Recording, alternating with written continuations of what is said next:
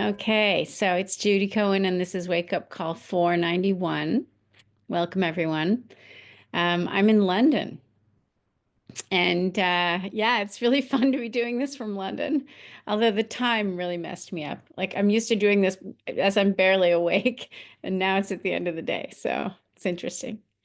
Anyway, so on the last wake up call, um, I was starting to talk about what Sayadaw U Pandita, who was a great Burmese teacher of this century and the last century, called the three trainings, Dana, Sila, and Bhavana, or in English, generosity, ethics, and concentration.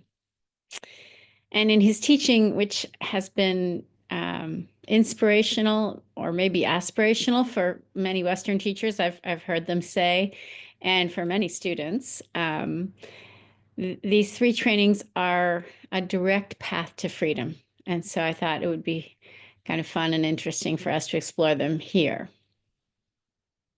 So starting with generosity, which is dana in the Pali. Um, last time I mentioned this hypothesis that having and acting with true generosity, even if some of us, just some of us do that, could create a kind of an initial shift and maybe even lead to a kind of a sustainable change in the way we treat each other. And so then a real change in the profession, in the law, right? And the shift that I'm thinking about or that I'm sitting with right now as a possibility, just a possibility, is generosity as an antidote to aggression in adversarial proceedings. And I mean, I don't know, aggression can feel like it's woven into the fabric of our work, and then it can permeate our collegial relationships and our friendships and even our family and turn those adversarial. And even when it doesn't, it's not always the best way to conduct our work. Generosity as an antidote or an alternative to aggression, and the harm that aggression can cause raises this old inquiry, right? Can we be passionate advocates and also do no harm? And is generosity the ticket, or at least one of the tickets? So there are different forms of generosity, and all of them are pretty much considered foundational to mindfulness, and all, which was the purpose of the title of today's wake up call. All of them set the tone for what follows. So if I'm generous in this moment, it sets the tone for the next statement, the next moment, the next decision, the next relationship, everything, right? And I mean, this isn't news to anybody here because we all know that all states of mind set the tone for what follows, right? Anger sets the tone for what follows. Fear sets the tone. Joy, gratitude, and gratitude's cousin, generosity, right? All set the tone. So, generosity that involves giving something away. We want to be doing that if it's something of value, right? We want to be doing it with our own hands, with our own heart, like not having somebody do it for us. We want to do it respecting the person who is receiving whatever it is that we're giving, and we want to do it with the idea that it's a wholesome thing to do and something good will come of it, right? Not that I'll get something back for it, but that something good will come of it. I was a recipient of this on Mother's Day.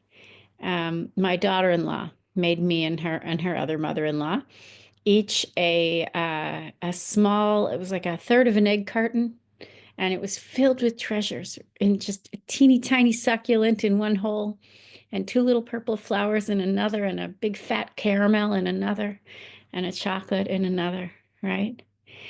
And this is the daughter-in-law who doesn't reach out as much. And so I felt really honored and joyful and grateful. And it was a good example of, yeah, it really has this wholesome effect. right? Generosity working its magic, if you will.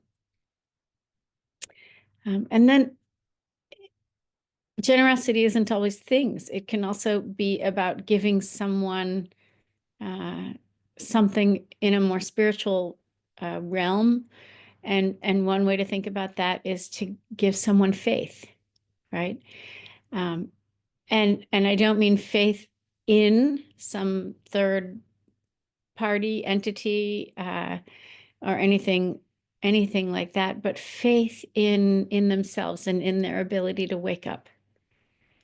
And always respectfully doing that and at the right time and with a lot of generosity in our own hearts and without any kind of you should listen to me ness in it, right? So at the beginning of each semester, and even with programs for lawyers that we do, even with our teacher training, a lot of times I hear all true learning comes from mistakes. You know, we have to push ourselves as hard as we possibly can all the time, kind of flay ourselves in order to win whatever success we have, right? And this might be an attitude that you've heard, or maybe that you've had. I know that I had it for a long time. And what I find missing in these reports, these self-reports, because these come from student journals, or it'll come from a meeting with a lawyer, or with a meeting with one of our teacher training students, is that uh, the faith that exists underneath the learning from mistakes and underneath the drive uh, is missed. That isn't always being seen, right? And so in my journals, back to them in conversations, I get to talk about their brilliance, their motivation, but mostly about how much they care, mostly about their hearts, right? And I mean, if you think about it, and you think about what we do as lawyers, as legal professionals, I mean, we have to care a lot because it's a really hard kind of work to do. It's just difficult. I mean, even once you've been at it for a couple of decades and a lot of the work is on cruise control, it's still really difficult work. So there has to be something underneath that drive, and it's got to be something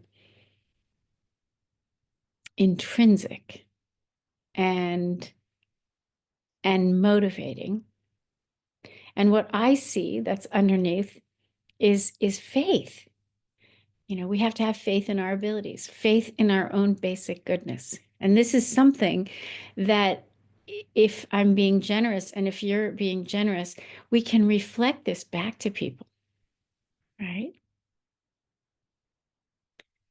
And then hope that they receive it as us lifting them up, right? As the faith we see in them, or as having faith in them. And then sometimes inviting them to borrow that faith if it's harder for them to see their own faith in themselves, right?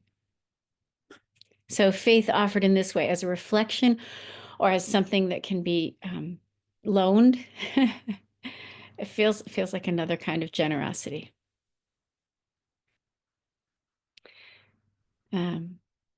Generosity, whether it's giving a thing of value or giving faith or giving something else, and more on something else next time, it can have this really powerful effect. So it's a true benefit to those who are receiving it, and the benefit also rebounds to the giver. The ancient texts say, before giving, the mind of the giver is happy. While giving, the mind of the giver is made peaceful. And having given, the mind of the giver is uplifted.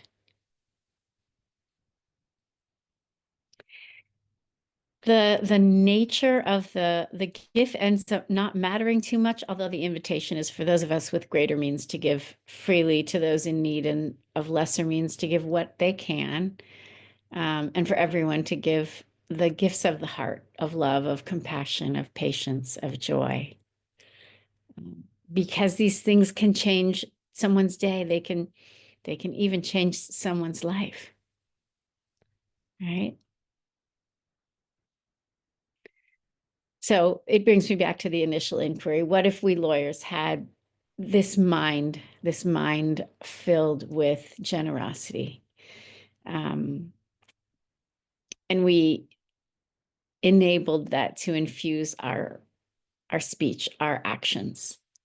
Could we replace aggression, even in an adversary system, with a practice of patiently untangling whatever is tangled, and of listening for understanding to whoever is speaking, is impacted, is harmed? And if we could, what would the law look like then?